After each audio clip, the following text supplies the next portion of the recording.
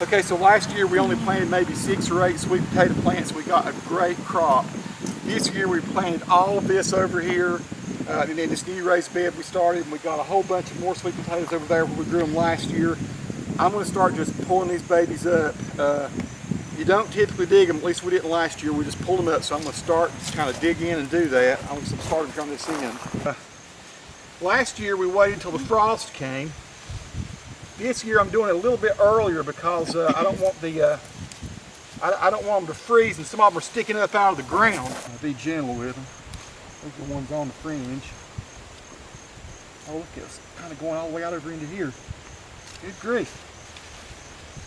I really tried this year to work the soil really well. This over here in this part is was very loose. I tried to dig it down about 1 foot deep. So I'm finding small ones in here. So these are kind of longer and skinnier ones, Nikki, than what we had last year. We want big ones though. We want big ones. So this is going to be a good experiment. So we know we've got some big ones.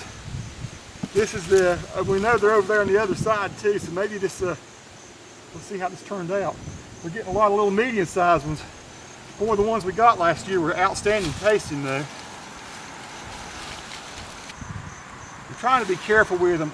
There was a lady named B. Rose Lerner that we followed her instructions for harvesting last year and for curing, and it came out just great. And she says don't knock all the soil off of them. Just as much as possible, kind of keep some of that on there.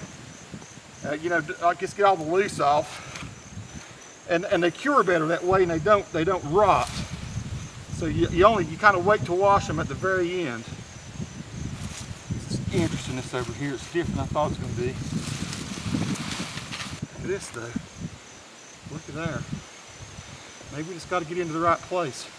That was a pretty good little yield off of that one. I'm trying to do this all kind of by hand, not to disturb them too much, but there may be stuff that's deeper down in there. So I'm finding little bits. What's this? Feeling, oh, look at that. Holy crap. Ah! It's jammed in there pretty hard. Oh my gosh, that's there nice. We go. And that's what I'm looking for. That's what we're looking for right there. That's so a big one. Maybe I'm just not digging deep enough. Maybe there's more down in there that I'm just not feeling. I thought I could scratch them with my fingers. It's kind of what I did last year. Oh, I'm feeling them over in here too. Oh my. Maybe they're big too. We can see some of them popping up right here. Look at this. Now that's a nice good one. size. They're beautiful. Last year they were so orange. Looks like they're deeper. Wow, my, look yeah. at this plant. Man, I mean, folks, I love these things. Now this plant's looking very promising. Look at there. Yeah, I'm gonna have to go back and dig a little deeper in some of these areas. That looks really good. Wow. We followed Miss Lerner's, and I don't know if she's even alive. I hope she's alive and well and doing great, but she's with Purdue University. We found a PDF that some people had said was really good. I like that one, look at that. And sure enough, man, I mean, her curing tips were just perfect, which basically I'll go over that and I'll put a link to her instructions with the video, and you can just go there and read what she says. It was very brief. It was only a one-page little thing. Told about when to harvest and how to cure them. And so we harvested it in the second week of October last year. Today's October 6th, so it's a little earlier than last year. That's a pretty good one right there. That one split. Some people have said they split when they get too wet, and it is going to be wetter down here on this end because we had a very wet spring. But I wasn't for sure how these would do in this bed because this bed was really flooded this spring. Yeah, it did flood. It flooded really bad on this end, so we may have better sweet potatoes over in the other bed. I don't know, those you just pulled up look pretty good. The thing I was going to say is we ate sweet potatoes that we cured in October all the way into June. I think there's one right there. Yeah, you put your hand on it again. Its roots sticking up. See it? Yeah, there's definitely something right here. Look at that one. Very nice. I mean, right there, right there. Oh wow, look at that. Oh gosh. Like I say, I'm Yeah, I knew there was missing some. You could see there was a big one there. Monster. So yeah, they did okay. What How much were these plants? They weren't very much to buy them, were they? $3.98 for 9 plants. For 9 plants. And you end up getting so many sweet potatoes out of it. I'm gonna have to scratch around over there with something to dig with instead of my hands. I don't want to break them. Look at that one.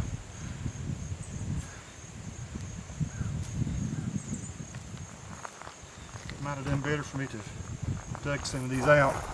You want to try your best not to scuff them up according to the materials that we read. Yeah, and don't wash them. And don't wash them. Don't wash them till you get ready to eat them. Let that dirt kind of stay on there. You want to wash them and see how nice they look, but you're tempted to do that, but you don't need to. No, it makes them cure better if you let the soil stay on them. They're still, look, they're still on the sides and all here. I'll just have to get a potato digger or something and real gently work my way through here. I'm just like feeling bunches of them down in the soil. There's a big earthworm. It scared me a little bit. And you want earthworms in your garden. I find them and I throw them in the garden. I like them in there. They make the dirt really soft. Absolutely. Actually, these small ones are outstanding to eat, but that right there, now that is an awesome meal right there. They're so full of vitamins. Here comes one. Wow, that looks good. It does look pretty good, don't it? Oh, I just broke one in half. I hate that. Oh no! That's not good.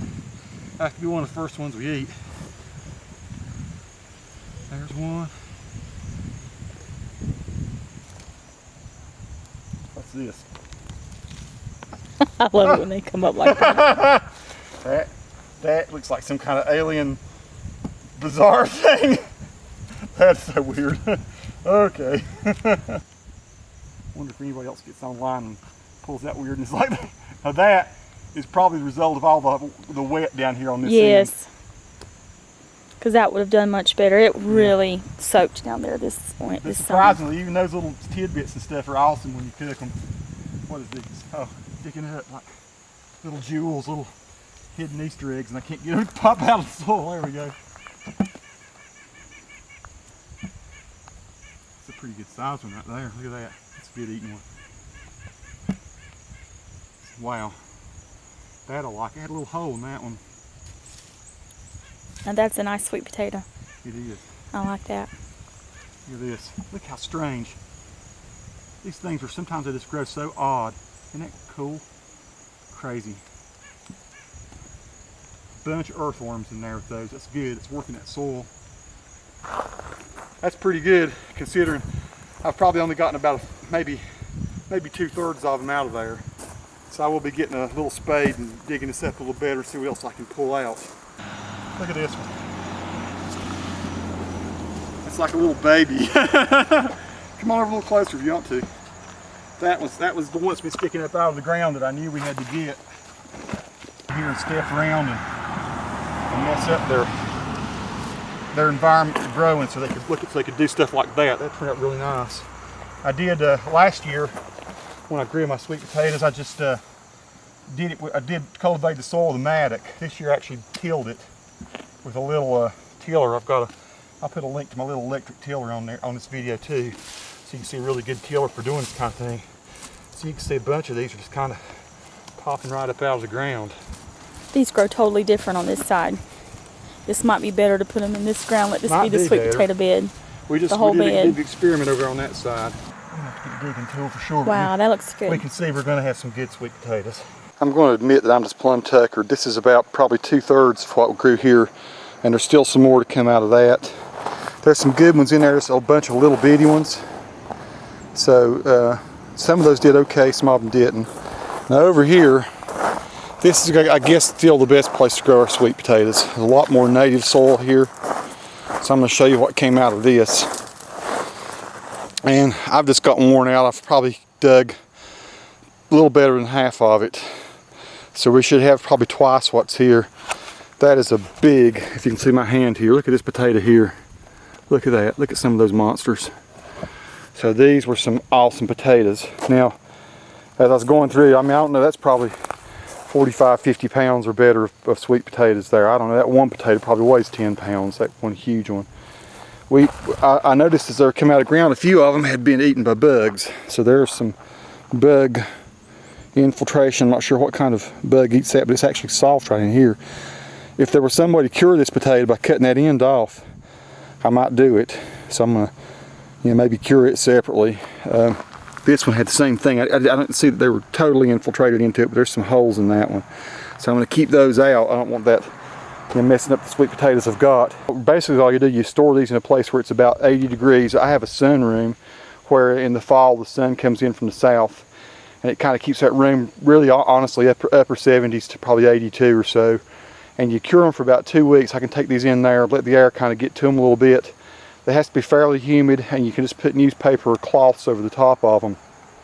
And after about 2 weeks, the sugars start to mature, and then you take them and you store them in a place where you can keep it, I don't know, between 50 and 60 degrees, like a cool closet or a garage works, or any place you can keep keep them isolated away from bugs or mice or anything. And they'll stay, like I say, for I'd say 8 or 9 months, 10 months. We harvested ours second week of October last year, and we got through eating them in June, and they were just as good, as sweet as could be. So we have an awesome little mountain up here for growing these. This is Mineral Springs Mountain. Here's my little raised bed garden. The winter garden is taking shape with some collards and some kale and some spinach, and I got broccoli growing back over yonder. So, and of course the big asparagus thing is growing. We're gonna have to clip that down for the winter. We have 2 different years of growth for asparagus. So folks, I'll show you a nice sweet potato dish here in about a month or so after these are cured. And we like to put honey on top of them, a little bit of butter and honey drizzled on them. And these things are just outstanding. So I have these in my sunroom tonight, and I'm going to prepare to cure them tomorrow. Do them just the right way. I'm going to pick one of these up and show you what the granddad one is here. Of course, there were several that were almost granddads, but this one right here, now that, folks, is a potato. That is unreal. That thing weighs, I'm just guessing, 7 or 8 pounds. It's very stout and heavy. Look at this one. That one's nearly as big too. Those are huge. So yeah, we'll go and get some newspapers, wrap those up a bit, use some cloths, but it's nice and warm out here. This is our area where we'll probably turn these a little bit from time and again and just let them cure. Let the sugars in there mature. Thanks again for watching, folks.